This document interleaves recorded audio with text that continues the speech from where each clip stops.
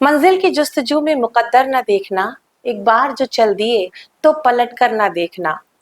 मंजिल की जुस्तजू में मुकद्दर न देखना, एक बार जो चल दिए तो पलट कर न देखना। और मोती की आरजू है तो साहिल पर पलट कर, गहरा है किस कदर ये समंदर न देखना। नमस्कार, मैं डॉक्टर अलका निवेदन, आंतरिक सलाहकार और सदस्य help you educational and charitable trust, आप सभी का बहुत बहुत स्वागत करती हूँ, अभिनंदन करती हूँ आज के इस संवाद कार्यक्रम में।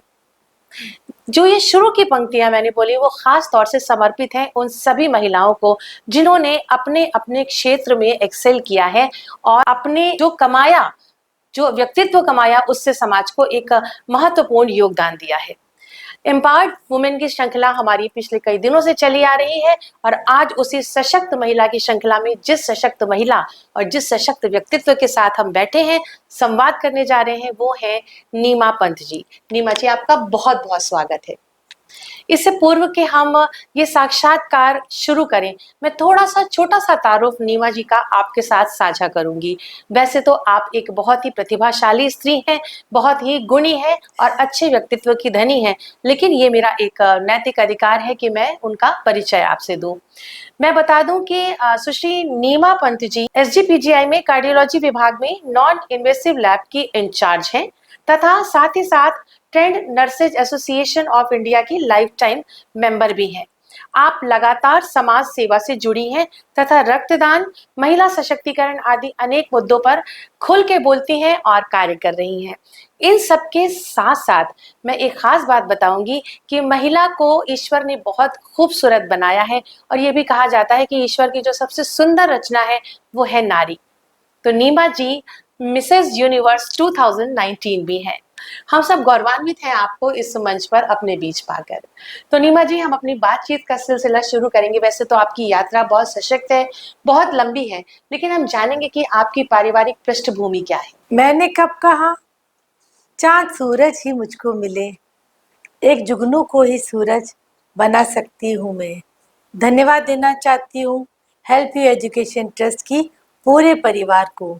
धन्यवाद देना चाहती हूँ अलका जी आपको और मुख्य रूप से रूपाली अग्रवाल जी को, क्योंकि आप लोगों ने सोचा कि आज मैं इस मंच पे आऊँ, क्योंकि आप लोगों ने सोचा कि आज मैं इस मंच पे आऊँ। सही बात तो ये है, हाँ, मैंने देखा है सशक्त महिलाओं को एक दूसरे का हाथ पकड़ के आगे लेके जाते हुए।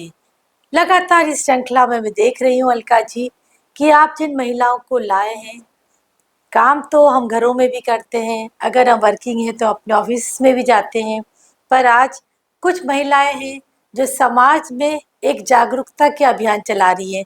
मैं जानती हूँ कि इससे खूबसूरत बात कुछ नहीं होगी, क्योंकि प्रेरणा बनना बहुत ज़रूरी है।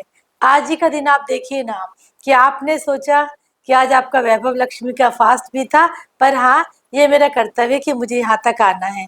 सचमुच इस परिवार पे आके आप लोग सब लोगों से मिलके मुझे बहुत अच्छा लग रहा है। एक बार फिर मेरी तरफ से हेल्प यू एजुकेशन ट्रस्ट की पूरी टीम को और अलका जी विशेष रूप को आपको कोटि कोटि नमन। Thank you. हम जानना चाहेंगे कि आपका जन्म कहाँ हुआ, शिक्षा दीक्षा क्या हुई और आपका फैमिली बैकग्राउंड क्या है। मैं जिस परिवार को बिलोंग करती हूँ वहाँ पर ए फॉर एप्पल हमें पढ़ाया ही नहीं गया, ए फॉर आर्मी पढ़ाया गया।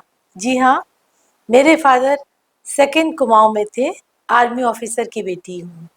उसके बाद जैसे कि आप लोगों को पता है कि एजुकेशन के सिलसिले में हम लोगों को पूरा भारत घूमना पड़ा। तो लास्ट में क्या हुआ कि मेरे पापा जब रिटायर्ड हो रहे थे, मैं बहुत छोटी थी, पर मैंने देखा था कि ऑफिसर्स ने गाड़ी को सजाया था, जीप को, और वो खुद उसको खींच के स्टेशन तक लाए।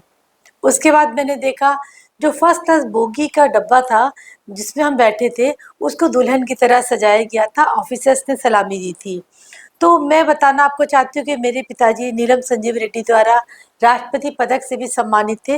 तो जिस परिवार में मैं पली बड़ी हूँ वहाँ पर अनुशासन बहुत ज़रूरी था। शायद वही अनुशासन था तो जीवन में जिसने मुझे आगे बढ़ने की प्रेरणा की। मेरी मदर जो थी वो भी अध्यापिका थी और उसके बाद जब हम पापा आर्मी से रिटायर्ड हो गए, कानपुर में फिर उनकी गवर्नमेंट जॉब लगी, जो विक्टोरिया मिल, एल्गिन मिल, कानपुर इन सब मिलों के लिए बहुत प्रसिद्ध था। पापा मेरे पिताजी चीफ सिक्योरिटी ऑफिसर थे। वहाँ पर हम काफ़ी सालों तक रहे और जो मेरी मेन शिक्षाएं होती हैं जिसको हम बोलते हैं हाई स्कूल, उसके बाद बोलते हैं इंटर और मेरा ग्रेजुएशन नर्सिंग, सब कुछ मैंने कानपुर से अलका जी किया है। आज भी मेरे भाई लोग वहीं रहते हैं। हाँ, मैं पैदा अल्मोड़ा में हुई थी, पर 6 महीने की थी जब वो मुझे बाहर लेके आए थे। अल्मोड़ा नाम सुनते ही ऐसा महसूस होने लगता है कि हम जैसे कहीं वादियों में पहुंच गए हैं और ठंडी हवा के झोंके हमें स्पर्श कर रहे हैं। नर्सिंग नर्सिंग मेरे एक नाम ही ऐसा है जो कि समाज सेवा को समर्पित नाम है। तो नर्सिंग कैसे करियर आपने, हालांकि ये बहुत मुश्किल जॉब है और बहुत ही कम लोग इसको चुनते हैं, तो आपके दिमाग में नर्सिंग का ख्याल कैसे आया? जब हम छोटे थे, जैसे मैंने आपको बताया कि मेरे पापा आर्मी ऑफिसर थे, तो हम लोग को जब ट्रीटमेंट लेना होता था तो हम लोग आर्मी के हॉस्पिटल्स में जाते थे। तो मुझे तो ये बात पता थी कि जो वहाँ पर नर्सिंग में जो लोग काम कर रहे हैं वो ग्रेजुएशन नर्सिंग कर रहे हैं। अच्छा, मैंने जब इंटर साइंस से किया तो मेरे नंबर्स काफ़ी अच्छे आए थे, तो मेरे पिताजी और माताजी ये सोच रहे थे कि ज़रूर ये लड़की मेडिकल में जाएगी। पर आपको बताऊं, उस समय एक फॉर्म निकला था पूरे इंडिया से, एक रिटन टेस्ट था, मुझे आज भी याद है, जिसमें पूरे बीएससी नर्सिंग ऑनर्स उसका पूरा नाम था। तो मुझे लगा कि जहाँ मेरी फ्रेंड्स 30-32 साल पहले सिंपल ग्रेजुएशन कर रही थी, मैंने लगा कि क्यों ना एक ऐसा प्रोफेशन चुनने के लिए ये बीएससी नर्सिंग ऑनर्स का एग्ज़ाम दिया जाए। बस मैंने नया नया इंटर साइंस किया था, बीएससी में एडमिशन लिया था दयानंद गर्ल्स डिग्री कॉलेज से। लेकिन जब मैंने इस एग्ज़ाम में बैठी तो उस एग्ज़ाम में मेरे नंबर बहुत अच्छे आए, पूरे इंडिया से सिलेक्शन था। तो मुझे याद है आज भी कि कुछ लोगों ने बोला, उनको से नर्सिंग ट्राई करता था, अरे अपनी बेटी को आप नर्सिंग क्यों करा रहे हैं? क्योंकि क्या कि मेरे बड़े भाई बहन मुझसे काफ़ी बड़े हैं, वो सब अच्छी जॉब में थे, मेरे पापा स्वयं आर्मी ऑफिसर थे। पर मैंने अपने पापा मम्मी से कह दिया था कि देखिए, ये नर्सिंग नहीं है सिंपल, ये बीएससी नर्सिंग ऑनर्स है जो 4 और 4.5 साल का है। मैं सिंपल ग्रेजुएशन करने से अच्छा है कि मैं बीएससी नर्सिंग ऑनर्स करूँगी। ठीक है, प्रवेश मैंने इसमें कर लिया और जब मैं करने के लिए गई तो बहुत, जो एशिया का सबसे बड़ा हॉस्पिटल है, हम लोगों की ट्रेनिंग वहीं से जीएसवीएम मेडिकल कॉलेज कानपुर से मैंने नर्सिंग ऑनर्स किया। 89 के बैच में जब मैंने सिलेक्शन लिया, पूरे यूपी में कहीं भी बीएससी नर्सिंग ऑनर्स नहीं होता था। तब तक हम सिर्फ डिप्लोमा नर्सिंग की बातें ही करते थे, जो इंटर करती थी लड़कियां या जो हाई स्कूल करती थी उनका सिलेक्शन हो जाता था। मैंने नर्सिंग में जब अंदर गई तो सच बात तो ये है कि मैंने उस समय देखा, जो हमारी प्रिंसिपल थी उस समय, वो पीएचडी नर्सिंग थी। क्या नर्सिंग में पीएचडी भी होता है? मैं वार्ड्स में जाने लगी, मरीजों से रूबरू करने लगी और मुझे इतना अच्छा लगा। मैंने ये सोचा कि कोई भी फील्ड में ऐसा नहीं है कि आप एक ऊपर तक नहीं जा सकते।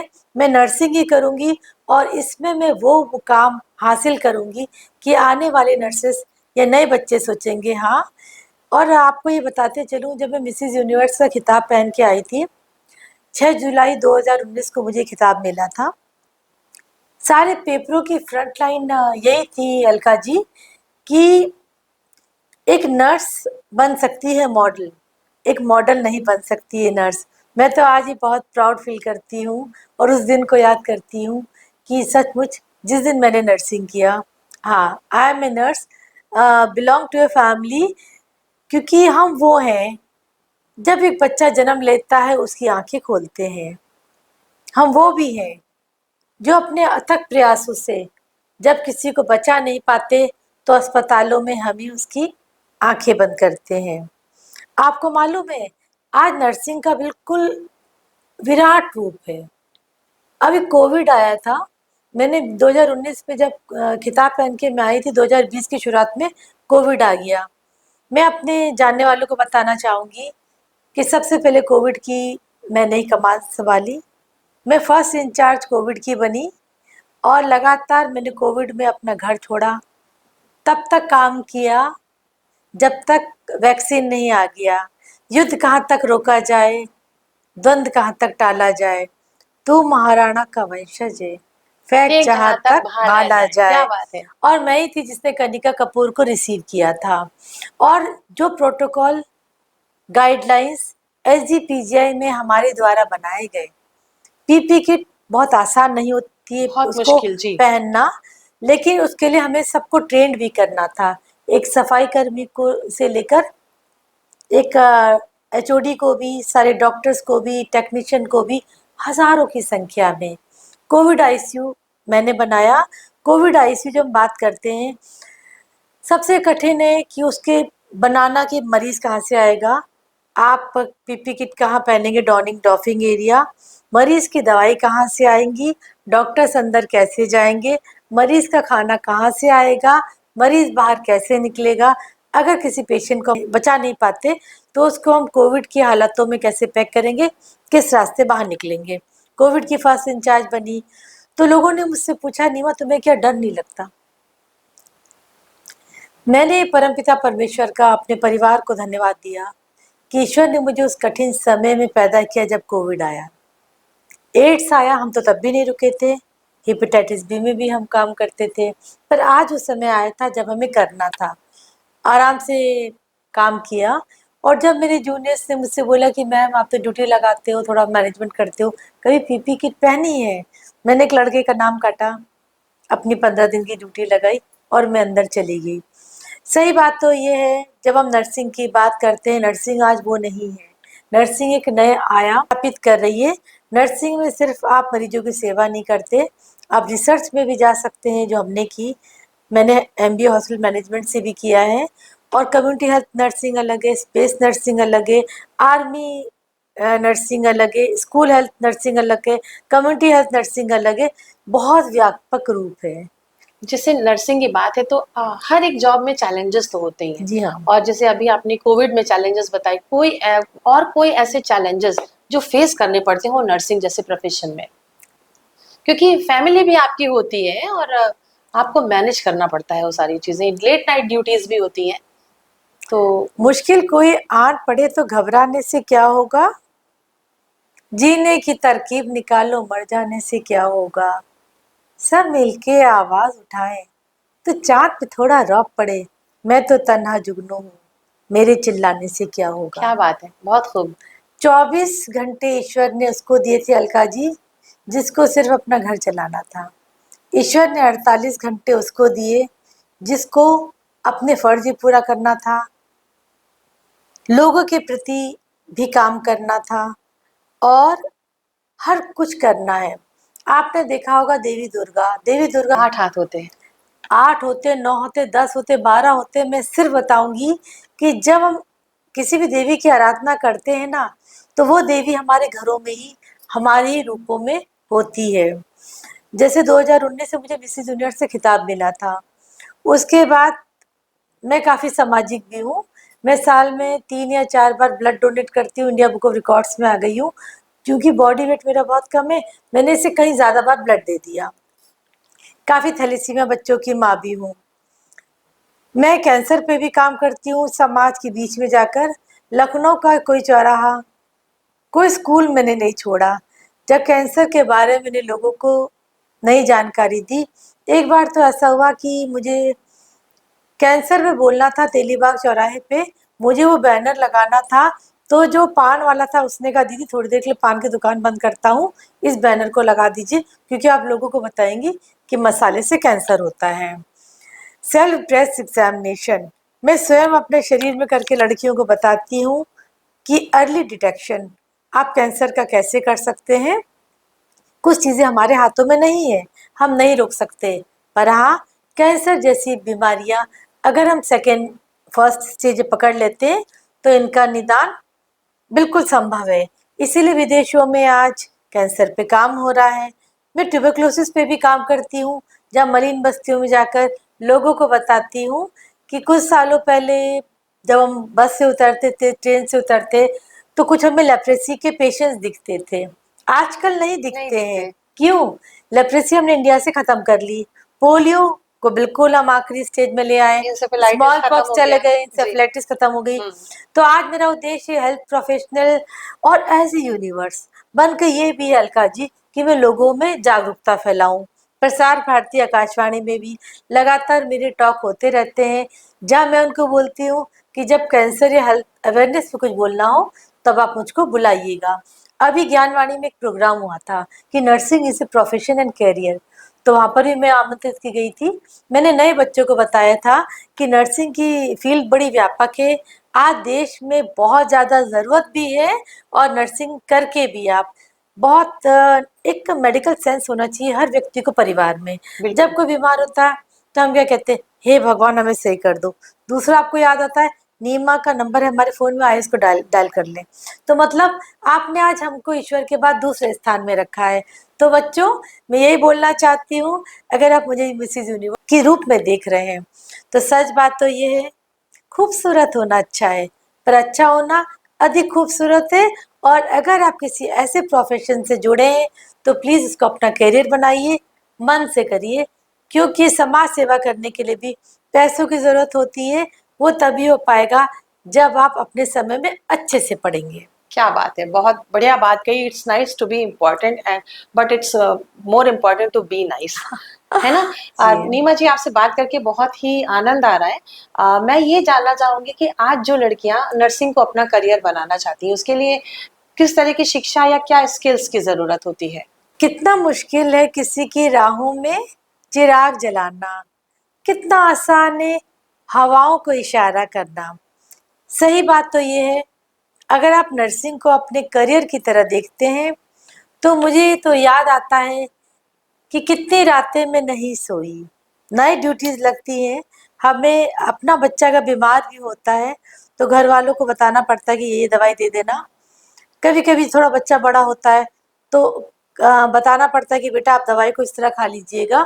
हम ये नहीं कह सकते कि हमारे घर में तबीयत खराब है तो आज हम नाइट ड्यूटी में नहीं जाएंगे। नर्सिंग आपको टफ बनने की प्रेरणा देता है। पहली बात तो है, हम बोलते हैं nursing is a profession. Profession की एक मर्यादा होती है जो आपको टफ बनाती है। और मैं अपने दर्शकों से यही कहना चाहती हूँ, अपने दोस्तों से यही कहना चाहती हूँ, नर्सिंग में वही नर्सिंग नहीं है जो बेड साइड नर्सिंग करते हैं। मैंने इतनी पढ़ाई करने के बाद, क्योंकि मेरा लगाव पेशेंट केयर में था, तो मैं कॉलेज साइड में नहीं गई। लेकिन अगर आप यहाँ पर आते हैं पेशेंट केयर में तो आप नर्सिंग में सीनियर नर्सिंग ऑफिसर, इसमें आपका सिलेक्शन होता है। सीनियर नर्सिंग ऑफिसर करने के बाद आप नर्सिंग अधीक्षक बनते हैं, उसके बाद आप चीफ नर्सिंग ऑफिसर बनते हैं, और लास्ट में डायरेक्टर ऑफ नर्सिंग। तनख्वाह के बारे में ये है, आज मैं जानती हूँ सबसे खूबसूरत और बड़ी तनख्वाह नर्सिंग में है, क्योंकि आपको ढेर सारे अलाउंस मिलते हैं। पर नर्सिंग सिर्फ हमें इसलिए करनी है कि हम डॉक्टर नहीं बन पाए, सिर्फ हमें नर्सिंग इसलिए करनी है उसमें तनख्वाह अच्छी है। अगर इस जज्बे से आप नर्सिंग कर रहे हैं तो शायद आप सफल नहीं होंगे, क्योंकि आज स्पेस नर्सिंग की हम बात करते हैं, कंप्यूटर नर्सिंग की बात करते हैं। यदि आज ह्यूमन टच आपका नहीं है मरीजों के प्रति तो कहीं पर भी आप अच्छी नर्स नहीं बन पाएंगे। इस साल मुझे कम से कम 4 राष्ट्रीय अवार्ड मिले, क्या बात है। और मुझे इसके लिए नहीं मिला कि एक मॉडल हूँ, मुझे इसके लिए भी नहीं मिला कि मैंने समाज सेवा में काम किया है। मैंने अपनी फील्ड में नए कीर्तिमान रखे हैं। अभी 26 जनवरी को ही डायरेक्टर सर ने मुझे एक्सीलेंस अवार्ड से सम्मानित किया। अभी 4 दिन पहले मैंने बताया कि जैसे 3 साल में 3 बार कम से कम ब्लड डोनेट करती हूँ, अपनी बेटी का बर्थडे, अपना बर्थडे, अपने पापा का बर्थडे, इसी तरह से मनाती हूँ। और किसको आवाज़ दूंगी, किसको बुलाऊंगी, अपने जंग में खुद लड़ूंगी, मुझे पता है मैं जीत जाऊंगी। मुझे पता ही नहीं चला कि मैंने कितनी बार ब्लड दे दिया। तो अभी वर्ल्ड ब्लड डोनेशन डे था 24 तारीख को, जी। तो काफ़ी ऑर्गेनाइजेशन को पीजीआई में बुलाकर सम्मानित किया गया। मुझे सिर्फ उनको संबोधित करने के लिए बुलाया गया और मेरा भी सम्मान किया। अभी मेरठ में सुषमा स्वराज राष्ट्रीय अवार्ड था, जो कि बहुत प्रेस्टिजियस अवार्ड था, पर मेरी फील्ड में ही अच्छा काम करने के लिए मुझे सुषमा स्वराज अवार्ड दिया गया। धन्यवाद देना चाहती हूँ एक और मंच का, help you education trust. Help you education trust ने अभी अमिटी यूनिवर्सिटी में 8 मार्च को एक प्रोग्राम किया था महिला दिवस के महिला उपलक्ष्य में। दिवस पे। वैसे तो रोज ही दिवस महिलाओं के होते हैं, पर जब मैं वहां पर गई तो मैंने एक चीज गौर किया कि जिन महिलाओं का सिलेक्शन हुआ था वो सब महिलाएं अपने अपने फील्ड में बहुत अच्छा काम कर रही थी। आपने कि मिला जुला लिया था, कोई हेल्थ प्रोफेशनल था, कोई समाज में जागरूकता फैला रहा था, कोई किसकी अब एजुकेशनिस्ट कोई था। एजुकेशनिस्ट था, कोई वैज्ञानिक था। और मुझे इतना अच्छा लगा उन सब लोगों से मिलके। मुझे तो लगता है कि हेल्प यू एजुकेशन ट्रस्ट के पास एक विजन है। कोई भी ट्रस्ट, कोई भी संस्था, कोई भी देश बिना विजन के नहीं चलता है। तो जब मेरे पास फोन आया, क्योंकि उसके एक दिन पहले ही मुझे सुषमा स्वराज अवार्ड मिला था, एक्सीलेंस अवार्ड मिला था, रानी लक्ष्मीबाई अवार्ड मिला था, तो वो सब जो लोग थे वाकई अलका जी मुझको नहीं जानते थे। गोपाल अग्रवाल जी का फोन आया तो सचमुच मुझे लगा कि हाँ मैं जाती हूँ, मुझे देखना चाहिए कि मैं किन लोगों से मिलती हूँ। वहां जाके मैंने देखा कि हाँ, मैंने देखा है मजबूत महिलाओं को, उनमें से आप भी एक है। Thank you. Thank you so much. हमारी बातचीत हो रही है नीमा पंत जी के साथ, जो कि एक सोशल वर्कर भी हैं। नर्सिंग में उनका अपना करियर है और साथ ही साथ आप हमारे देश का गौरव है, क्योंकि आपको मिसेस यूनिवर्स का खिताब भी मिला है। बातचीत हम जारी रखेंगे, लेकिन आइए थोड़ी सी बातें करें help you educational and charitable trust के बारे में। Help you educational and charitable trust की स्थापना वर्ष 2012 लखनऊ उत्तर प्रदेश में की गई। तब से विगत 12 वर्षों से help you educational and charitable trust समाज के विभिन्न हिस्सों में अपनी सेवाएं दे रहा है और लगातार वो काम कर रहा है। ट्रस्ट अपने साधनों से समाज में सकारात्मक परिवर्तन लाने हेतु राष्ट्रीय स्तर पर शैक्षिक, सांस्कृतिक और सामाजिक उन्नयन की दिशा में गतिशील है। हमारे देश के यशस्वी माननीय प्रधानमंत्री नरेंद्र मोदी जी के संकल्प सबका साथ, सबका विकास, सबका प्रयास को ध्येय मानते हुए ये ट्रस्ट गरीबों, असहायों की मदद हेतु लगातार वस्त्र वितरण, रक्तदान, बाल गोपाल शिक्षा योजना, जनहित के जागरूकता अभियान, सम्मान समारोह और अन्य लाभकारी योजनाओं का क्रियान्वयन कर रहा है। विश्वव्यापी कोरोना महामारी, जैसे कि अभी नीमा जी ने भी बताया कि उस समय कितना कठिन समय था कि हम हर वक्त ये ईश्वर से प्रार्थना करते थे कि कहीं ऐसी कोई खबर न सुनाई दे कि कोई अपना चला गया। उस समय में भी इस ट्रस्ट ने कोरोना वॉरियर्स की मदद से और अपने संसाधनों से लोगों में, गरीबों में, असहायों में मास्क वितरण, सैनिटाइजेशन कराना, बचाव सामग्री का वितरण उस समय में भी किया, भोजन का वितरण भी किया। पर्यावरण एक बहुत जरूरी हमारे लिए समय है। हम देख रहे हैं कि हमारे लखनऊ और आसपास के क्षेत्रों में 50 से 52 और 53 डिग्री सेल्सियस टेम्परेचर हो रहा है, लेकिन उसके लिए पर्यावरण को सुरक्षित और संरक्षित करने के लिए भी help you educational and charitable trust लगातार काम कर रहा है, वृक्षारोपण करा रहा है, सफाई अभियान करा रहा है और जगह जगह जागरूकता अभियान भी कर रहा है। उसके साथ बता दूं कि आज हम महिला सशक्तिकरण की बात कर रहे हैं, सशक्त महिला के साथ बैठे हैं और महिला सशक्तिकरण के लिए भी help you educational and charitable trust विद्यालयों में, महाविद्यालयों में और यूनिवर्सिटीज में जाकर गर्ल चाइल्ड को, यानी कि महिलाओं को, बच्चियों को जो सेल्फ डिफेंस की ट्रेनिंग मुहैया कराते हैं। हर महीने की उनकी एक ये मुहिम है कि हर बच्ची अपनी रक्षा स्वयं करे, उनको आत्मरक्षा के गुर सिखाते हैं। Help you educational and charitable trust साहित्य और साहित्यकारों के प्रोत्साहन के लिए नियमित तौर से कार्यक्रम कराते हैं और विभिन्न प्रकाशन भी उनके द्वारा कराए गए हैं, जिनमें की उर्दू शायरी में Gita, combating TB, coffee table book, गीतों के दरवेश गोपाल दास नीरज, अनवर जलालपुरी साहब की मोहब्बत के सफीर हिंदी और उर्दू दोनों भाषा में, और भगवत गीता गर्ल मरियम जैसे तमाम प्रकाशन हैं, जो कि आप हमारी वेबसाइट पे जाकर देख सकते हैं। Help you trust Uttar Pradesh में वृद्धाश्रम, अनाथालय, Bhagavad Gita centre, help you academy of spiritual music और अन्य जनहित की परियोजनाओं के क्रियान्वयन हेतु प्रयत्नशील भी है। हम जीवन के सभी क्षेत्रों के लोगों की मदद कर रहे हैं। ट्रस्ट की सारी की सारी गतिविधियां, जन कल्याण के कार्यक्रमों का संपूर्ण ब्यौरा हम ट्रस्ट की वेबसाइट www.helpyoutrust.org तथा सोशल मीडिया में फेसबुक, ट्विटर, यूट्यूब, टम्बलर और इंस्टाग्राम, लिंक्डइन पर जाकर आप देख सकते हैं। आपके अवलोकन के लिए वहां पर उपलब्ध है। खास बात यह कि अगर आपके अंदर समाज सेवा की एक लौ जल रही है, या आप समाज सेवा से जुड़ना चाहते हैं तो help you educational and charitable trust आपका स्वागत करता है।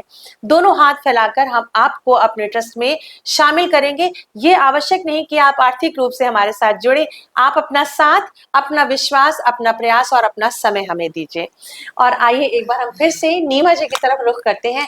ये था आपके जीवन का एक पक्ष जो नर्सिंग के रूप में था। अब हम बात करेंगे ब्यूटी पेजेंट की।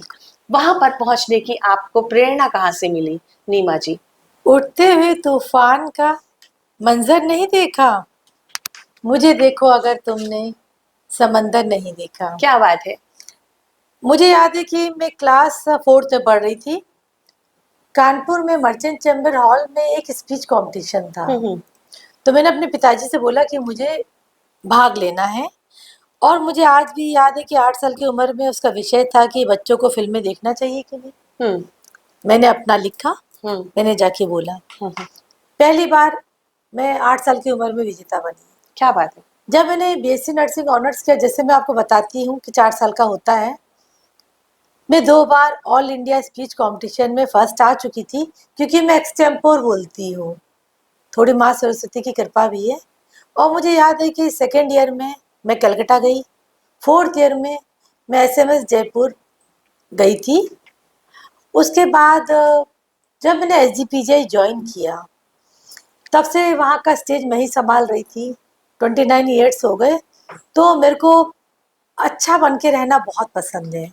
मुझे लगता है जब हम मरीजों से कहते हैं आप बिल्कुल फिट हैं, तो मरीज मेरी स्माइल देखता है, मेरे कॉन्फिडेंस को देखता है, मेरे स्टाइल को देखता है और कहता हाँ, बोला है तो बात में दम है। अगर हम बिल्कुल अपने को सुस्थित नहीं रख पाते हैं और कहते हैं हाँ भैया ठीक है, सब ठीक है, शायद उसमें कॉन्फिडेंस नहीं आता है। तो मेरे को अच्छी तरह से बनना पसंद है। ऑलरेडी मैं अपने कॉलेज के समय जब मैं बीएससी नर्सिंग ऑनर्स कर रही थी, मैंने बताया कि नेशनल लेवल की स्पीकर थी, फर्स्ट आई थी एलोकेशन कंपटीशन में। उसके बाद एसजीपीजीआई का स्टेज लगातार मैं संभाल रही थी। धन्यवाद देना चाहती हूँ उस महान मंच का, उस प्रबुद्ध मंच का।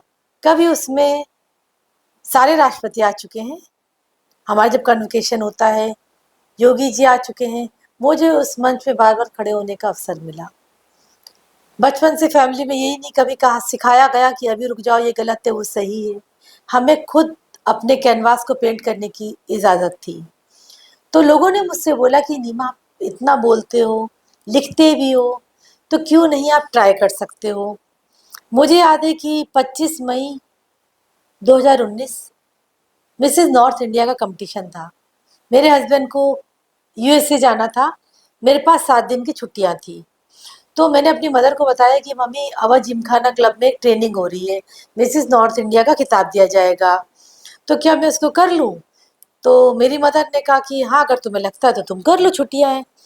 मैं कभी कोई भी प्रतियोगिता मैंने किसी को हराने के लिए नहीं गई, ना जिताने के लिए अपने लिए की। मैं देखना चाहती थी आखिर उस मंच में ऐसा क्या है। मैं अपने को ग्रूम करना चाहती थी, मैं उस मंच में कहाँ तक स्टैंड करती हूँ। ट्रेनिंग शुरू हुई। इंट्रोडक्शन ट्रेनिंग में बोला जाएगा 1.5 मिनट का। 1.5 मिनट में अपने आप को आपको प्रूव करना है। किसी और के बारे में तो बोलना नहीं था। जैसे मैंने बताया कि मैं सोशल एक्टिविस्ट हूँ, मैंने बताया कि मैंने 58 टाइम ब्लड दिया है। मैं आपको बता चुकी हूँ कि ऑलरेडी मैं कुछ चैप्टर्स लिखती थी जो डॉक्टर्स बुक में आज डॉक्टर्स पढ़ते हैं, तो मेरा सीवी पहले से स्ट्रॉन्ग था। मुझे एक चीज़ समझ में आई कि आज लोगों को रोल मॉडल चाहिए, मॉडल नहीं चाहिए। बिल्कुल। उसके बाद जब मेरे हस्बैंड घर आए तो मेरी मदर से पूछा 7-8 दिन के बाद, मम्मी नीमा कहाँ है। तो उन्होंने कहा बेटा ये पास देके गई है, पास है मिसेस नॉर्थ इंडिया का। तो उन्होंने कहा यहाँ उसका क्या काम, जबकि वो जानते थे कि हो सकता है कि ये देखने गई हो। तो मेरी बेटी का उन्होंने हाथ पकड़ा, आवाज जिमखाना में मेरा पहला वाला शो हुआ। जब मेरे हस्बैंड आए तो उस समय मैं मॉडल की ड्रेस में इंट्रोडक्शन मेरा चल रहा था, इंट्रोडक्शन राउंड चल रहा था। उसके बाद क्वेश्चन आई राउंड होता है, उसके बाद एथेनिक वेयर राउंड होता है, उसके बाद आपका वेस्टर्न वेयर राउंड होता है। तो उन्होंने मुझे लगातार एक दूसरे रूप में स्टेज में देखा। देखिए ऐसा है कि जब आप किसी को अपने सपने बताते हैं और वो आपसे कहता है ये आपसे नहीं होगा, उस समय रुकना नहीं है। उसने आपको अपनी परिस्थितियां बताई, अपनी सीमाएं बनाई। बताई, क्योंकि उसने अपनी सीमाओं को बंद करके रखा था। आपकी सीमाएं तो आपको पता थी, जी। तो इसीलिए उस काम को जरूर करिए। तो जब मेरे हस्बैंड ने देखा कि रीमा ने सारे राउंड एक एक करके निकाले मॉडल, और सारे राउंड्स वाकई अच्छे भी हो रहे थे, तो जब मिसेस नॉर्थ इंडिया का मुझे खिताब पहनाया गया, रात के 12 बजे थे, तो पहली बार उन्होंने मुझको उस रूप में देखा था। तो उसके बाद फिर मेरे कदम रुके नहीं। मिसेस नॉर्थ इंडिया मेरा पहला टाइटल था। उसके बाद मिसेस प्लेनेट दीवा में बनी। मिसिस इंडिया पैशनेट इंटरनेशनल का मैंने खिताब जीता। उसके बाद जब इतने खिताब जीत लिए थे, तो लगातार ट्रेनिंग चल ही रही थी बीच बीच में, तो मैंने कहा क्यों ना उस टाइटल को भी देखा जाए जिसका नाम है मिसिस यूनिवर्स। Mrs Universe. जी जी। वहाँ के अपने अनुभव के बारे में बताएं आप। ये कहाँ पर ये प्रतियोगिता हुई और जी। वहाँ पर आपको नए तरह के लोगों और नए तरह के अनुभव जो थे उससे हमारे दर्शकों को रूबरू कराएं। तेरे माथे पे ये आंचल बहुत ही खूबसूरत है, तू इस आंचल से एक परचम बना लेती तो अच्छा था। परचम मतलब झंडा। और मुझे लगा कि ठीक है, मुझे देखना चाहिए कि कौन किस तरह से काम कर रहा है, मुझे ट्रेनिंग चाहिए। इसलिए कि मैं हेल्थ पे तो काम कर रही थी, पर अगर मैं मिसेस यूनिवर्स का टाइटल लेके आऊंगी, तो अभी तक तो मैं अपने मरीजों को, अपने जूनियर्स को पढ़ा रही हूँ, फिर वही चीज लेके मैं समाज में जाऊंगी, और जो मेरे पास ज्ञान है मैं लोगों को दूंगी। मुझे उस टाइटल की यहाँ पर उपयोगिता लगती थी। ठीक है, तो जब ये सारे मैंने टाइटल निकाले, तो मैं मिस यूनिवर्स की प्रतियोगिता के लिए गई। तो मुझे पता चला कि उस प्रतियोगिता में जाने के लिए आपका क्वेश्चन जो राउंड होता है थोड़ा टफ होता है, उसके लिए आपको पढ़ाई करनी पड़ेगी। मेडिकल के बारे में मुझे पता था, तो मैंने क्या किया, 25 साल के क्वेश्चन निकाले पेजेंट के, उनको एक बार सरसरी निगाहों से जरूर पढ़ा कि आखिर वो ऐश्वर्या राय से क्या पूछा गया, सुष्मिता सेन से क्या पूछा गया। उसके बाद मैंने क्या किया, एक डायरी बनाई, उसमें जो करंट अफेयर्स थे उनको पढ़ना शुरू किया। अच्छा, लगातार मुझे पढ़ने का शौक भी है। तो क्या होता है कि जब आप बहुत किताबों को अपना दोस्त बना लेते हैं, तो वही है जहाँ पर कोई नहीं होता वो आपका प्रतिनिधित्व करती है, ज्ञान आपका प्रतिनिधित्व करता है। तो इंट्रोडक्शन राउंड के लिए हमें डेली तैयार किया जाता था, घर से हम चले गए थे और हमें एक होटल में रखा गया, जिसमें हमें फ़ोन भी अलाउ नहीं था कि हम अपने बच्चों को या अपने पेरेंट्स को फ़ोन करें, लेकिन हम उनको बता के गए थे। सुबह 5 बजे में उठना होता था। 5 बजे उठने के बाद हमें क्लासेस लेनी पड़ती थी ढेर सारी। उसके जितने भी राउंड्स होते हैं, जैसे मैंने बताया इंट्रोडक्शन राउंड, आपका क्वेश्चन आए राउंड, आपको मेकअप सिखाया जाएगा, आपको हेल्थ की ढेर सारी क्लासेस दी जाएंगी, आपको बोलना सिखाया जाएगा, आपको वॉक सिखाया जाएगा। आप सुबह 5 बजे से एक बहुत लंबी हील की चप्पल पहनते हैं, आप ड्रेस डिजाइनर की ड्रेसेस पहनते हैं, आपका मेकअप किया जाता है, और लगातार आपका ट्रेनिंग शुरू होती है। 15-15 मिनट या आधा घंटा बहुत मुश्किल से आपको पूरे दिन में खाने को मिलता है। आप लगातार ट्रेनिंग में रहते हैं, क्योंकि ऑलरेडी मैं एक टफ प्रोफेशन में थी, ऑलरेडी मैं 3 या 4 खिताब जीत चुकी थी, और मेरी परवरिश मेरे माता पिता ने फैमिली बहुत बैकग्राउंड टफ था की आपका। थी, जी। फैमिली बैकग्राउंड थी। तो मुझसे जब मैं गई, तो मुझसे जो बहुत छोटे मॉडल्स थे वो कहते, मैडम एक बताओ कि आप थकती नहीं हो? तो मुझे लगा कि ये थकना क्या होता है, बच्चे बार बार बोलते हैं कि मैडम हम थक जाते हैं। तो मुझ में अपने, क्योंकि मेंटली सेट होके गई थी। हाँ, उसमें एक राउंड होता है टैलेंट राउंड। उसमें क्या था कि मुझे समझ में नहीं आता मुझे करना क्या है, तो मैंने भारत माता बन के एक अपने को कोरियोग्राफ करवाया था। यहाँ से मैं ट्रेनिंग लेके गई थी अपनी जुम्बा टीचर से, जिनका नाम पूर्णिमा गुप्ता है, वो मेरी जुम्बा टीचर है, कि मैडम आप मुझे कुछ सिखा दीजिए, मुझे सब कुछ आता है, मैं डांस में उतनी परफेक्ट नहीं हूँ। तो उन्होंने कहा आप किस तरह का डांस सीखोगी? मैंने कहा मैं चाहती हूँ कि मैं इंडिया को रिप्रेजेंट करूँ, तो भारत माता के गेस्चर पे मैं कहानी दिखाना चाहती हूँ। उनमें से एक लड़की है जो नर्सिंग की जॉब कर रही है, और यूनिवर्सिटी क्राउन तक पहुँचना चाहती है। तो उसने मुझे एक गाना है, मत रोको मुझे भी उड़ना है, हम्म। मैंने उसी पे अपने को कोरियोग्राफ कराया, और बाकी चीज़ों के लिए मैंने थोड़ी पढ़ाई वढ़ाई की। मुझे वहाँ जाने तक ये लगा कि देखो ड्रेसेस तो उनकी होती हैं सारी, क्योंकि डिज़ाइनर वॉक करवाते हैं कि हमारी ड्रेस पहन के ये लोग दौड़े चलें वॉक में, तो मैंने उसमें अपनी बुद्धि नहीं लगाई।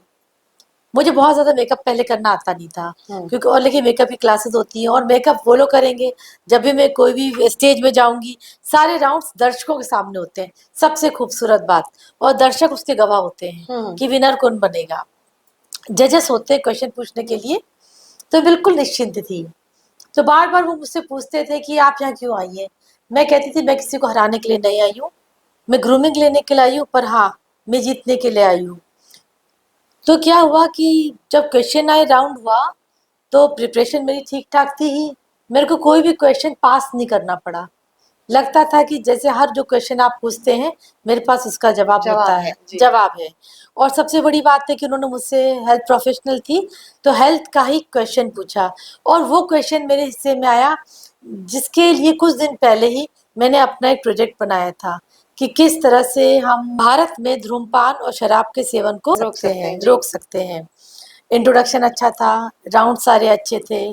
तो फिर जब लास्ट में 6 जुलाई का समय था, रात के 12 बजे थे, लगातार गणनाएं हो रही थी।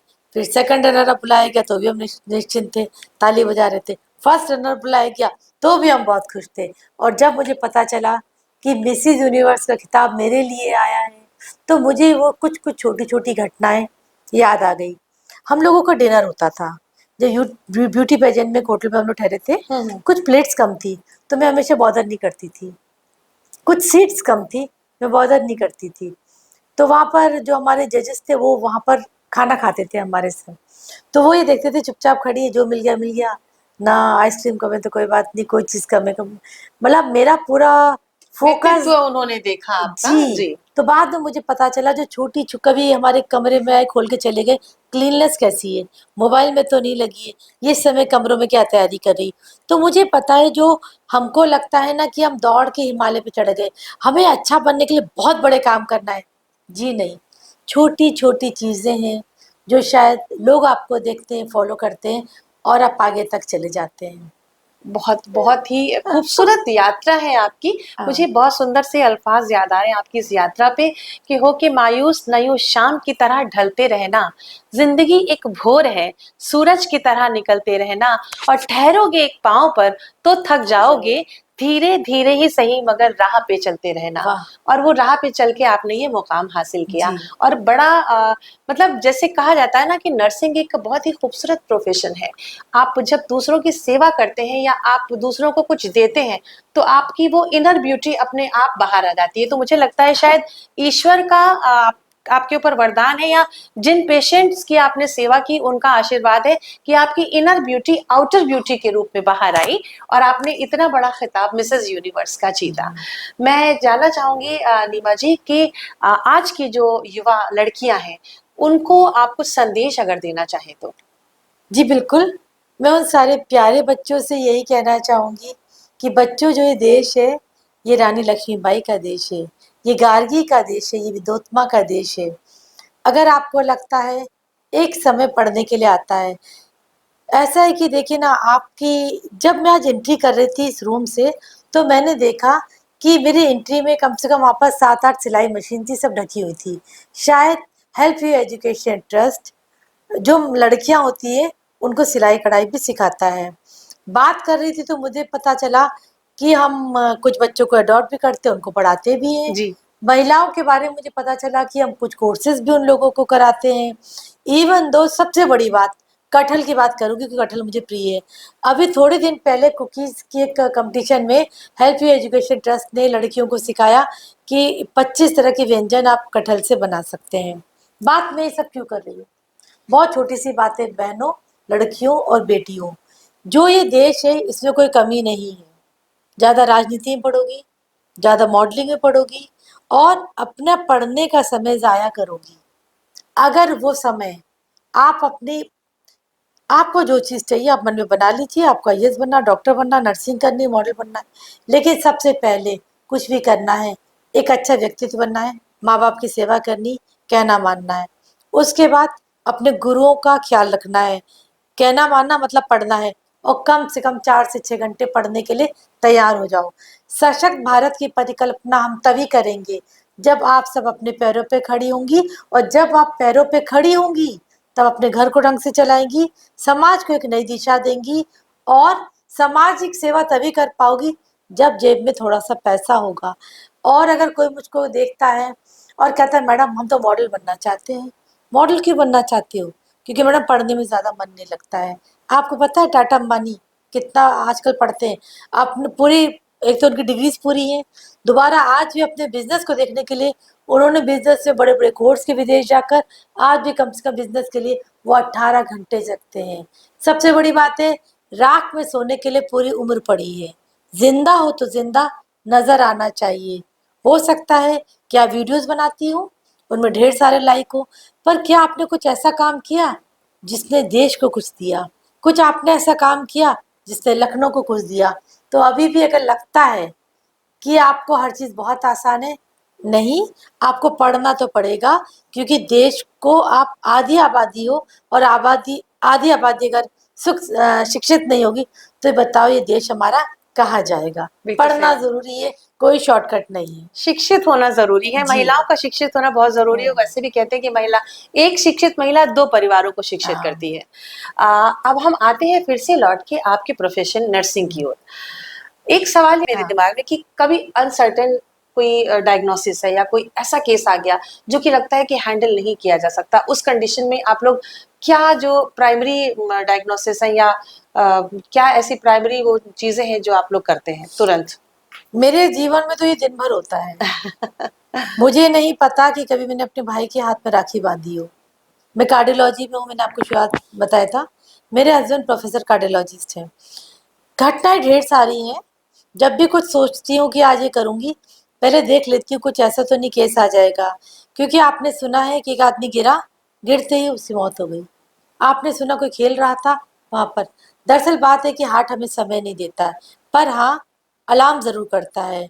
अगर आप बहुत मोटे हैं, फैमिली हिस्ट्री हार्ट अटैक की है, आप डायबिटीज़ हैं, आप सेडेंटरी लाइफ़स्टाइल हैं, आप बहुत ज़्यादा टेंशन लेते हैं, आप धूम्रपान करते हैं, अगर आप शराब पीते हैं, आप वसायुक्त भोजन बहुत ढेर सारा करते हैं, थोड़े से सुधर जाइए। कुछ चीज़ें हम बदल नहीं सकते, माता-पिता डायबिटिक है, हम बदल नहीं सकते, हमें होगी। माता-पिता हाइपरटेंशन है, हार्ट अटैक है, हम बदल नहीं सकते, पर हाँ, अगर हमारा खान-पान सही है, थोड़ा-सा हम व्यायाम करते हैं, तो इसको हम कर सकते हैं। पर सवाल मेरा दूसरा है, मैं जवाब देती हूँ। एक जगह मैं चीफ गेस्ट बन के गई थी अपर्णा यादव जी के साथ, जी, हम जी। लोग बैठे थे। मैं मोबाइल को देख रही थी, तो उसमें लिखा था दीदी जी, मेरी वाइफ का डायलिसिस हो रहा है, वहाँ पर उसको हार्ट अटैक हुआ है। शाम के 7 बजे थे। मैंने उनको बोला माफ़ कीजिए मुझे शायद अभी जाना पड़ेगा। तो उनको समझ में नहीं आया कि इसको क्या है। मैंने अपने घर में फ़ोन किया कि बेटा मेरे कपड़े तुम बैठक में डाल दो। हस्बैंड मेरे कार्डियोलॉजिस्ट ने फ़ोन किया, कैथ लैब खोलो। जितनी देर मुझे उस प्रोग्राम से आके पीजीआई आने में लगी, मेरा कैथ लैब खुल गया था। मेरे हस्बैंड अंदर चले गए थे। मैं घर में आई, मैंने साड़ी खोली, जीन्स टी-शर्ट डाली, मैं भी भागी। और उसके बाद 2 घंटे बाद देखा कि पेशेंट को हार्ट अटैक रिवर्ट कर दिया, प्राइमरी पीटीसी हो गया, हार्ट की धमनियाँ जो बंद थी खोल दिया गया। उसके बाद भी लगातार मेरे पास जब फ़ोन आते हैं कि दीदी हमें लग रहा है कि आज पसीना आया है, हार्ट में दर्द हो रहा है, तो मैं कहती हूँ रात के 2 बजे मत देखो, तुरंत आओ। तो ऐसे तो हमारे जीवन का हिस्सा है, हमारे संग रोज़ ही होता है। तो ये मैंने घटना इसलिए बताई थी कि वो मेरे जानने वाला नहीं था, वो तो मेरे फेसबुक फ्रेंड था। मैसेंजर पे उस दिन मैंने उसका देख लिया था।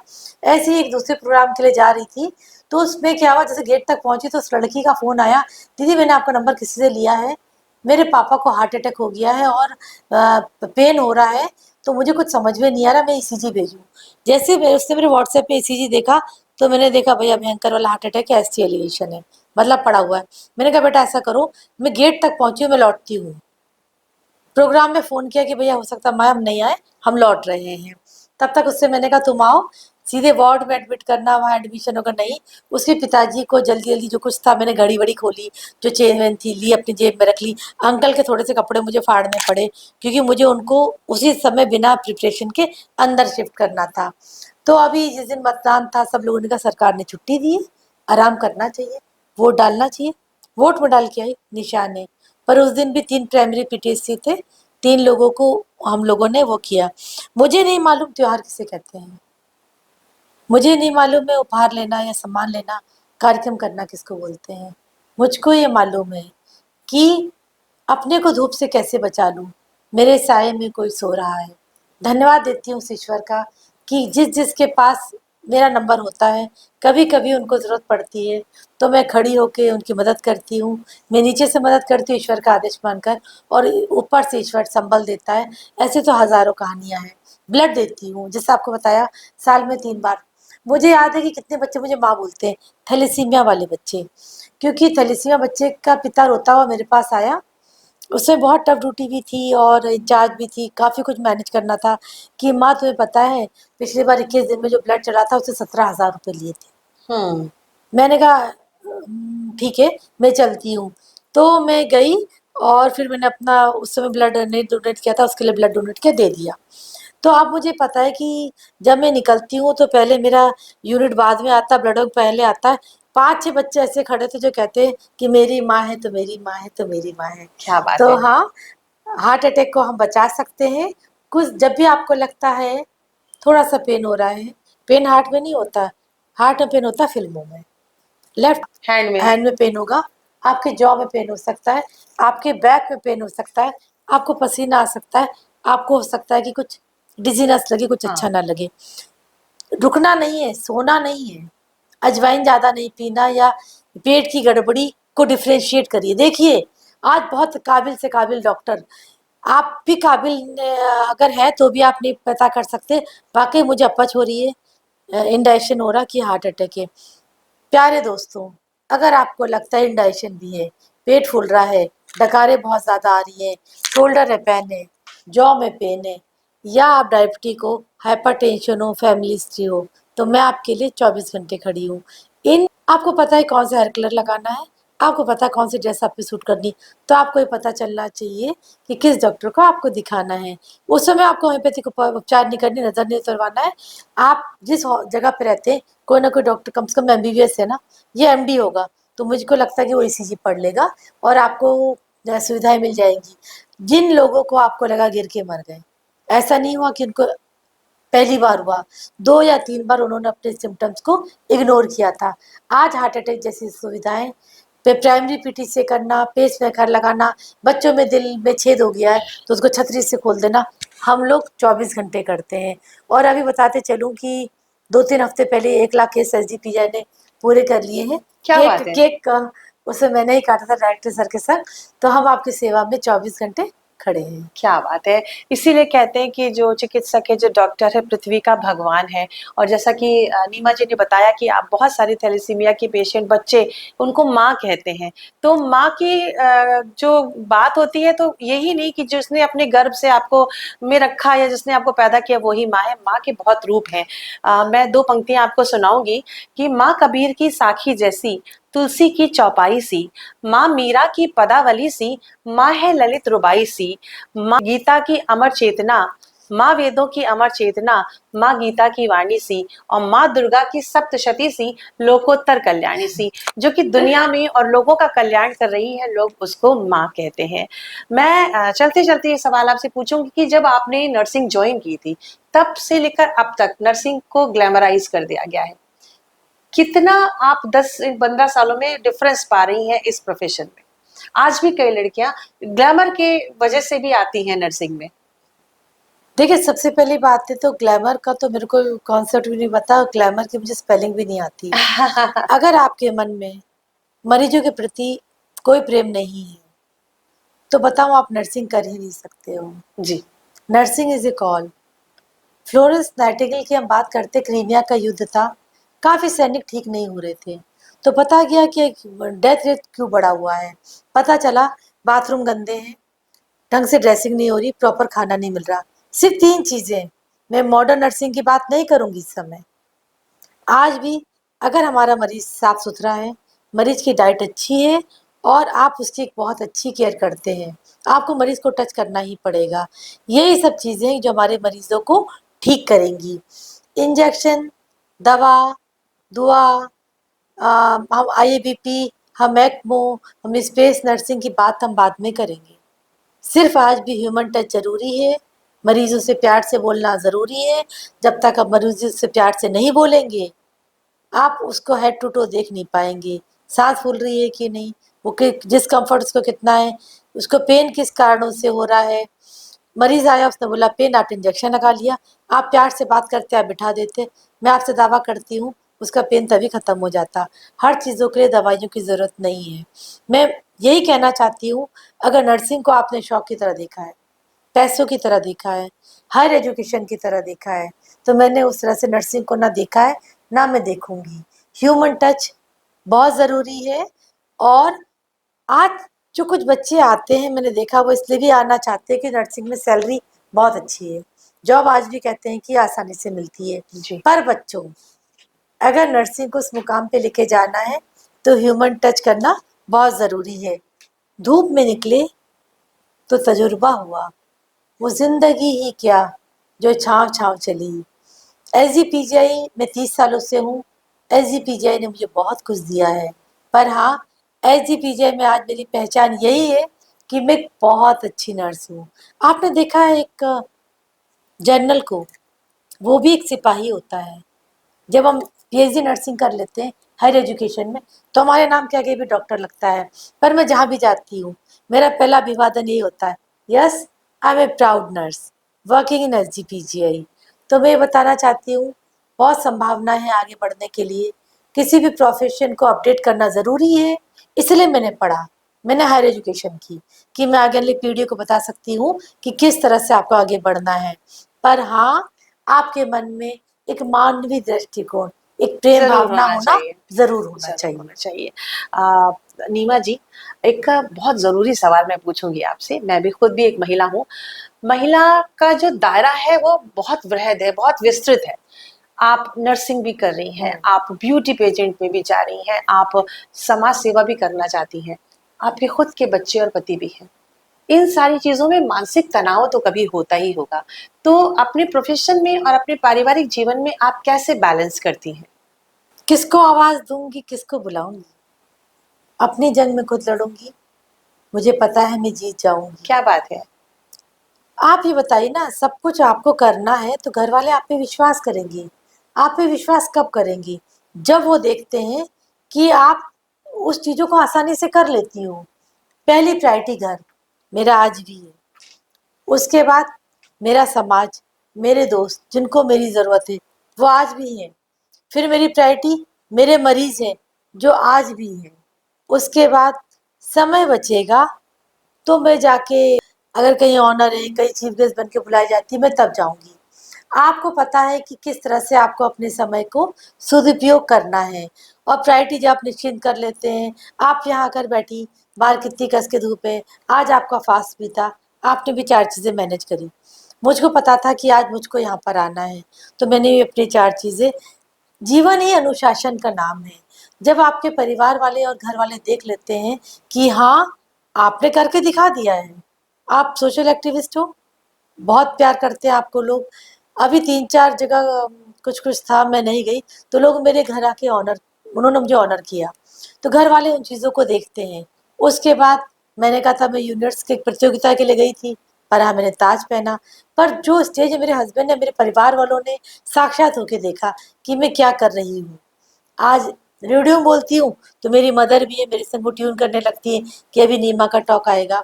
तो जो भी सपने देखने हैं, जगती आंखों से देखने हैं। सो के सपने देखोगे तो कैसे पूरे करोगे? तो हाँ बहनों, बेटियों और दोस्तों, ये सपने आपके हैं, आपने देखे हैं, पूरा करना है तो इसके लिए एक्स्ट्रा एफर्ट करना पड़ता है। कभी कभी नींद से भी जागना पड़ता है, धूप में भी दौड़ना पड़ता है। पर ये चीज़ें आपको ना थकाती है, ना रुकाती है, बल्कि और खूबसूरत बनाती है। देख लीजिए अलका जी कितनी खूबसूरत है। Thank you so much. Neema ji, आप हमारे हेल्प यू के हाँ। प्लेटफॉर्म पे आई, आपने इतनी सारी बातें हमसे साझा की और मुझे लगता है कि आपका पूरा व्यक्तित्व हर एक महिला के लिए एक प्रेरणा है। चलते चलते हमें ये बताएं कि हेल्प यू के विषय में आपके क्या विचार हैं? हेल्प यू, जब उसका नाम मैंने बोला हेल्प यू, तो आप लोगों को कैसा फीलिंग आई? मैं वाइब्रेशन से भेजती हूँ। ऐसा था कि जब मैं हेल्प यू में सिर्फ मैंने फ़ोन में बात की रूपल जी से, और उसके बाद रूपल जी ने मुझे कुछ वीडियोस भेजे, तो मेरा सोचने का आयाम ही चेंज हो गया। हेल्प यू का हर व्यक्ति एक परिवार की तरह एक मिशन में लगा था, और हर एक का सोचने का ढंग एक ही था, समाज को आगे बढ़ाना है। अगर आज कोई मुझसे पूछेगा कि हेल्प यू किस दिशा में काम करता है, तो मैं बस पूछूंगी, पहले तुम मुझे बताओ कौन सी ऐसी दिशा है जिसमें हेल्प यू काम नहीं करता है। हम बात करते हैं कंबल बांटने की, हम बात करते हैं दवाई बांटने की, हम बात करते हैं कोविड में हमने काम किया, हम बात करते हैं नारी शिक्षा की, हम बात करते हैं सम्मान की। जब हम सारे आयामों को लेते हैं तो एक नाम बनता है, उस नाम का नाम है हेल्प यू। हेल्प यू एक फाउंडेशन नहीं है, हेल्प यू एक ट्रस्ट नहीं है, हेल्प यू कुछ भी नहीं, एक विश्वास। उस विश्वास को लेकर आज एक परिवार, छोटा सा परिवार है, आगे बढ़ रहा है। पर हाँ, उनका विजन बिल्कुल क्लियर है कि हम समाज को आगे बढ़ाएं। मेरे चिल्लाने से क्या होगा? आप लोगों ने सुना होगा, कहानी में यहाँ नहीं बताऊंगी। हर व्यक्ति एक ही दिशा में सोच रहा है और मुझे मालूम है आगाज इतना खूबसूरत है, अंजाम उससे भी खूबसूरत होगा। और जहाँ पर हेल्प यू को मेरी ज़रूरत पड़ेगी, मैं 24 घंटे हर तरह से कोशिश करूँगी। बल्कि वादा करती हूँ, आपसे नहीं करूँगी, आपसे वादा करूँगी टूट जाएगा। वादा हमेशा अपने आप से करिए। अपने आप से वादा करती हूँ कि जब जब हेल्प यू को मेरी ज़रूरत पड़ेगी, क्योंकि मैं आपको नारी शक्तियों के रूप में देखती हूँ और यहाँ काम करने वाले जितने व्यक्ति थे उनको मैं भगत सिंह को की तरह देखती हूँ। मुझे भगत सिंह, लक्ष्मीबाई को नहीं देखना, मेरी खोज पूरी हो गई और मोहब्बत में हाजिरी लगती रहेगी। बस तुम दिल से आवाज देते रहना। क्या बात है। आपके इस पूरे व्यक्तित्व को, आप जितनी आपकी एक्सटर्नल ब्यूटी है, आप दिल से भी उतनी ही खूबसूरत है नीमा जी। और आपके पूरे व्यक्तित्व को मैं सलाम करती हूँ इस मंच के माध्यम से। और बहुत सुंदर सी 2 पंक्तियां सिर्फ आपको समर्पित करूंगी। आए हैं बहुत लोग चांद से मिट्टी बटोर के, लाए हैं बहुत लोग चांद से मिट्टी बटोर कर, और हमने जमीन पे आप सा सितारा ही पा लिया। तो हम आपको अपने बीच में पाके स्वयं को बहुत ही सौभाग्यशाली महसूस कर रहे हैं। आप हमारे हेल्प यू के इस प्लेटफॉर्म पे आई, आपने अपने विषय में, नर्सिंग के विषय में और एक मानवता की जो मिसाल है आपने कैसे कायम की, उसके बारे में हमारे दर्शकों से अपने विचार साझा किए। हम आपका हृदय से आभार व्यक्त करते हैं। यदि चलते चलते आप कुछ कहना चाहें तो आपका स्वागत है।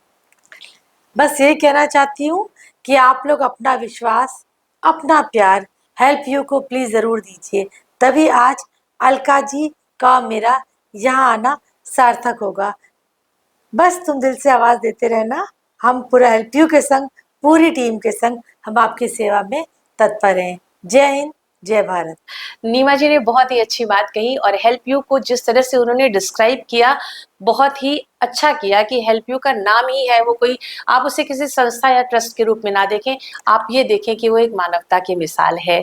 और हमने शुरुआत की है और धीरे धीरे चल के हम आगे बढ़ेंगे।